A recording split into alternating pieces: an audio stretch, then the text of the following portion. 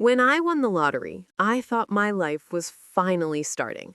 I thought I'd finally escape the endless struggle, the worry, the feeling of always being left behind. I pictured a future full of freedom, generosity, and peace. What I got instead was a masterclass in betrayal, taught by the person I trusted most. It was a lesson that cost me everything, only to give me something far more valuable: the sweetest taste of revenge. And trust me, it was a flavor I'd savored for years before he ever knew he was eating it. My name is Sarah. I'm just a regular person, or at least I was. Before all this, I worked a dead-end job at a local diner, flipping burgers and wiping down sticky tables. Every day was the same: wake up, put on the uncomfortable uniform, smile through the fake pleasantries, and count down the hours until I could go home, collapse on my worn-out couch, and dream of a life that wasn't mine. I had bills piling up, a landlord who didn't care about my leaky faucet, and a car that sounded like it was going to cough up a lung every time I started it. My life wasn't terrible, but it was small and lonely. That's where Mark came in. He wasn't just my best friend. He was my family. We'd known each other since kindergarten. He was the one who listened when my parents fought, the one who shared his lunch when I forgot mine, the one who stayed up all night with me talking about our dreams of escaping this town, of making something of ourselves. Mark was charming, charismatic, always had a joke, always knew how to make me laugh. He was the golden boy, the one everyone loved. Well, I was always a bit more in the shadows, but he always made me feel seen. He was my rock, my confidant. Or so I thought. We had this ritual, Mark and I. Every Friday, after my shift, we'd meet at the corner store, grab 2 lottery tickets, and dream aloud. We'd invent elaborate scenarios. "If I win, I'm buying you that ridiculous sports car you always wanted, Mark," I'd say. He'd laugh. "And if I win, Sarah, I'm getting you that little bookstore with the apartment above it, just like you always talked about." It was heartless fun, a way to escape our mundane lives, even just for a few minutes. We always picked quick picks, never had a system, never thought we'd actually win. Then came that Tuesday, a normal Tuesday. I was on my lunch break, scrolling through my phone, barely paying attention to the news playing on the diner's TV. A flash of numbers caught my eye. They looked familiar. My heart started to pound. I fumbled for the crumpled lottery ticket in my apron pocket, the one I'd bought with Mark the Friday before. My hands were shaking so hard I could barely unfold it. The numbers, they matched. Every single one. 6 glorious, life-changing numbers. $27 million. My first thought wasn't about a fancy car or a big house. It was about Mark, about telling him, about celebrating with him. He was the first person I called, voice trembling, barely able to get the words out. Mark, you're not going to believe this. I won. We won." He screamed, a genuine joyous scream that echoed through the phone. "Sarah, no way! Oh my God, you deserve this. We deserve this." He was ecstatic. I could hear the pure happiness in his voice, and it made my own joy even stronger. This wasn't just my win, it was our win, a symbol of our shared dreams finally coming true. We met up that evening. I remember him rushing into my tiny apartment, scooping me up in a huge hug.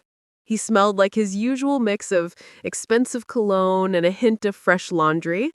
He was grinning from ear to ear, his eyes sparkling with excitement that mirrored mine. Show me the ticket," he practically yelled, his voice vibrating with disbelief. I carefully pulled the ticket from my worn wallet. It felt like a sacred document. He held it, his fingers tracing the numbers, his breath catching. 27 million, Sarah, he whispered, in awe in his voice. Our lives are about to change. We spent hours talking, planning, dreaming. We weren't just thinking about ourselves. We were going to help our families, start a foundation, maybe even build that animal shelter we always talked about. We talked about how we'd split it. 27 million. Half for me, half for him. That was the agreement we'd always had. It felt natural, obvious.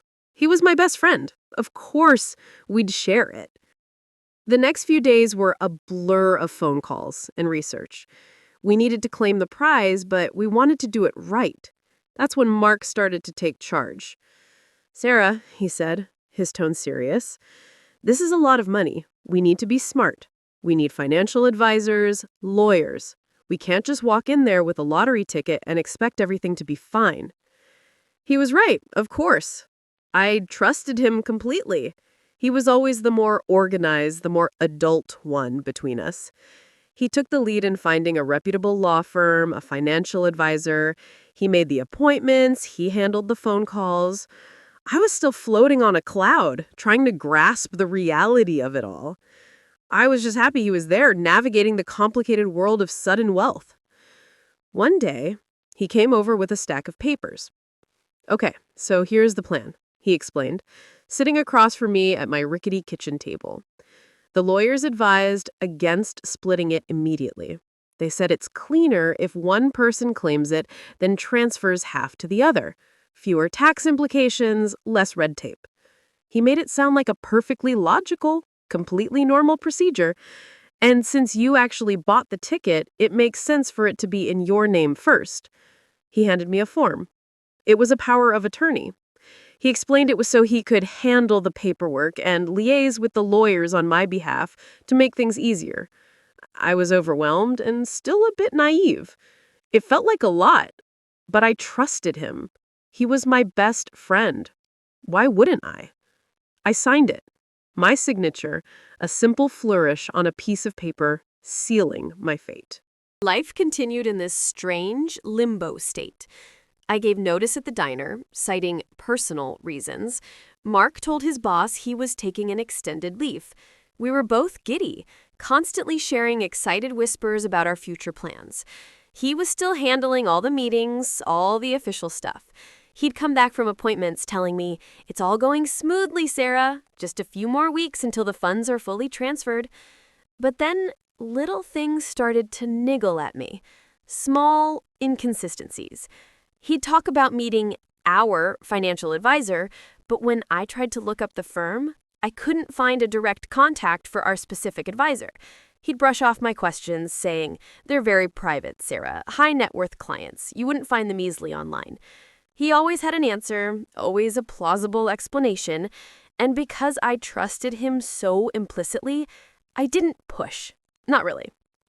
Then came the fake-out moment.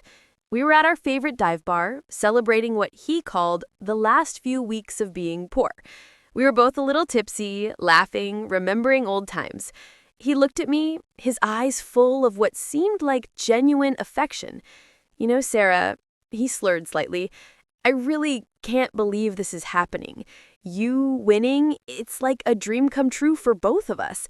I promise you, I'll never let you down. We're going to be rich, and we're going to do so much good with this. You and me, always." His words hit me like a wave of relief. Any tiny seeds of doubt I had planted were instantly washed away. See, this was Mark. My Mark. Loyal, honest, my best friend.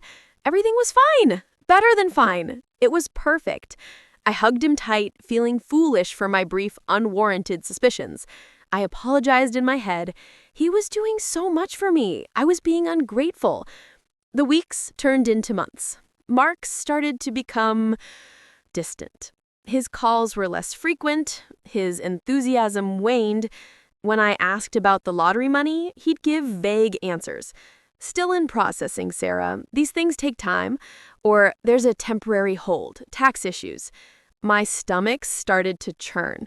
A cold, creeping dread began to set in. It wasn't the relief I'd felt at the bar. This was a gnawing anxiety that kept me awake at night. I called the lawyers he'd mentioned. They had no record of a Sarah Davis or a Mark Johnson claiming a lottery prize. I tried the financial advisors. Same thing. Nothing. It was like they didn't exist. Panic started to bubble up. I kept calling Mark, leaving messages. He rarely called back. When he did, he sounded annoyed, distant. "Sarah, you need to relax. It's fine. I'm handling it." But his voice was different, harder. One day, I drove by his apartment building. His car wasn't there. I rang his doorbell, no answer. I asked a neighbor. "Oh, Mark," the neighbor said. "Yeah, he moved out last month. Said he was moving somewhere warm. Got a big new place, apparently." My breath caught in my throat. Moved out? Without telling me? My mind raced. The power of attorney, the fake lawyers, the fake financial advisors, the sudden distance, it all clicked into place with a sickening thud. He wasn't handling my money. He was handling his money. My money. I felt like I was going to throw up. My vision blurred. The world around me seemed to tilt. My best friend, my family, the one person I trusted more than anyone, had stolen everything from me. Not just the money, but my dreams, my future, and a huge piece of my soul. The betrayal was a physical pain, a fist clenching around my heart. But as the initial wave of shock and disbelief started to subside, a different emotion began to simmer. A slow, burning anger. He thought he was so smart. He thought he got away with it. He thought he outsmarted the quiet, naive diner waitress. He had no idea who he was dealing with. Because while Mark was busy planning his grand escape, living it up with my millions, I wasn't just sitting around waiting. The moment he started to pull away, the moment those tiny seeds of doubt started to grow, I had started to act. Not in a panicked, emotional way, but with a cold, calculated fury he never saw coming. Remember that power of attorney he had me sign? Well, I'd read it. And I'd also quietly consulted my own lawyer, a real one. One who looked at the document and saw exactly what Mark was trying to do. They confirmed my worst fears. With that document, Mark could claim the winnings, transfer them to his account, and legally, they'd be his. My lawyer called it a clever but ultimately flawed scheme. Flawed because what Mark didn't know was that while I had signed his power of attorney, I had also very subtly put a few contingencies in place. Contingencies that ensured the Lottery Commission would flag any attempt to claim the money solely under his name, even with the power of attorney. And there was another thing. Remember the lottery ticket itself? I never actually gave it to him. Not the original. I'd given him a high-quality copy. The real one? It was tucked away in a safety deposit box that only I knew about. A tiny, almost imperceptible swap I'd made when he was distracted, excitedly talking about our future. Even then, deep down, a tiny, almost silent alarm warned me to be cautious. A tiny, almost silent alarm. The power dynamic had just shifted. He thought he had me completely cornered, but I had been holding all the cards. The rage fueled me. It was a cold, quiet anger that settled deep in my bones. I didn't cry. I didn't scream. I just plotted. I went to the real police, armed with my lawyer's advice and the knowledge that I still held the original winning ticket. I explained everything, the power of attorney, the fake professionals, Mark's sudden distance. They were skeptical at first. A lottery winner being conned by her best friend. It sounded like something out of a movie. But when I presented the actual winning ticket, tucked safely in its plastic sleeve, their expressions changed. The police started their investigation. They confirmed Mark had indeed claimed the winnings. He'd used the fraudulent power of attorney and the copy of the ticket. The funds had been transferred into an offshore account, just as my lawyer had predicted. He thought he was untouchable. Then came the waiting game. It was agonizing. Every day felt like an eternity. I was still broke, still living in my small apartment, while he was out there living large with my money. I imagined him on a beach somewhere sipping cocktails, laughing about the stupid waitress he'd conned. That image kept the anger alive, hot and ready. Finally, the call came. Mark had been located. He was in a luxury resort in the Caribbean, living a lavish life. The police were ready to move. They wanted me to be there, not just to identify him, but because they needed my official statement and the original ticket to secure the full conviction. I remember that flight. My stomach was a knot of nerves and grim satisfaction. I looked out the window at the clouds, thinking about all the times Mark and I had talked about traveling, about seeing the world together. Now, here I was, chasing him across continents, not as his friend, but as his undoing. When we arrived, the police set up. I stayed hidden, watching from a distance as they approached him. He was by the pool, lounging, a beautiful woman at his side, a drink in his hand. He looked carefree, utterly oblivious. He had everything he thought he'd stolen. The moment they approached him, his face changed. The carefree smile vanished, replaced with confusion, then a dawning horror. I watched him try to bluff, try to deny it, but it was useless. They had everything, and I was there to witness it all. Then he saw me. Across the crowded pool deck, our eyes met. His face, usually so expressive, went completely blank for a split second, then contorted into a mask of pure, unadulterated shock and disbelief. It was like he'd seen a ghost. His jaw dropped. The woman next to him looked at him, then at me, then back at him, confused. The look on his face, that moment of utter devastation, was everything. It was the culmination of months of my quiet, calculated revenge. It was the moment he realized he hadn't won. He had lost everything. He was led away in handcuffs, the cheers and laughter of the resort fading behind him. He didn't try to fight. He just kept staring at me. His eyes filled with a mixture of betrayal and, I think, a deep, sickening understanding. He knew I had played him. He knew I had waited. In that moment, a strange feeling washed over me. It wasn't the pure elation I expected. It was a cold, empty sort of satisfaction. The revenge was sweet, yes, but it didn't fill the void he'd left. It didn't bring back the trust. It didn't erase the hurt. It just was. I had faced a painful moral choice, hadn't I? Could I have just let him go?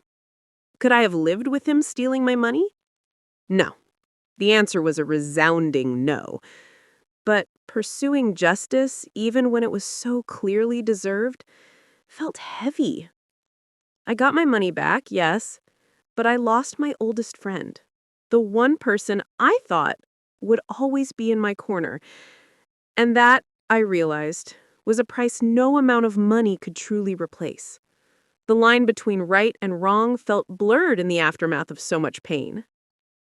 After Mark's arrest and subsequent conviction, the legal process began to untangle his mess. It took months, even with all my evidence. The offshore accounts were eventually frozen, and the money, my money, slowly, painstakingly made its way back to me. It wasn't $27 million anymore after legal fees and taxes, but it was still a life-changing amount. I didn't buy a mansion. I didn't splurge on designer clothes. The joy, the simple, pure joy I'd first felt when I won, was gone, replaced by a cautious, almost wary pragmatism. I bought a small house, nothing too fancy, but it had a garden, a place where I could feel safe, where I could be alone with my thoughts. I invested the rest wisely, following the advice of real financial advisors. I started a small online business, something I was passionate about, something that connected me to people in a genuine way. I even quietly donated to local animal shelters, fulfilling a part of the dream Mark and I once shared. The lessons I learned were etched deep. Trust, once broken, is impossible to fully restore. The person you think you know best can harbor the darkest intentions. And wealth, while it can open doors, also reveals the true character of those around you. It's a powerful magnifying glass. Sometimes I still think about Mark. I heard he got a pretty substantial prison sentence. I wonder if he ever thinks about me, about the life we could have had, the dreams we shared. Does he regret it? Or does he still believe he was entitled to it, that I somehow owed him? I don't know, and I don't care to find out. The revenge was sweet, yes. Seeing the look on his face, the absolute despair, confirmed I had won. But it was a bitter kind of sweetness. It cost me a friendship, a part of my innocence, and my belief in unconditional loyalty. I'm no longer the naive diner waitress. I'm stronger, wiser, and far more careful with my heart. I have my freedom, my financial security, and a future I built on my own terms. But there's a quiet space inside me that remembers what it felt like to have a best friend, to dream big, to believe in pure, unadulterated joy. And sometimes, in the quiet of my new house, in the silence that's replaced his laughter, I miss that girl. He thought he stole my future. He didn't. He just changed the path I took to get there. And the silence? It's the sound of a lesson learned, a betrayal avenged, and a heart forever changed.